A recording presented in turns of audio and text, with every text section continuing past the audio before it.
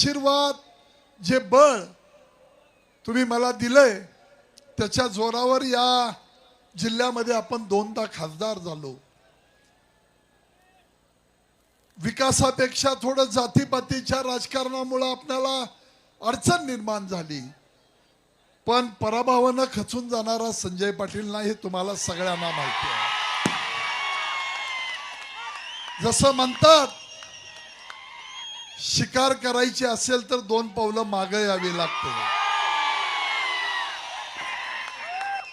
ज्यांना आपण सहकार्य केलं त्या मंडळींनी अडचणीच्या काळामध्ये आपला विश्वासघात करून आपल्याला अडचणी निर्माण करण्याचा प्रयत्न केला।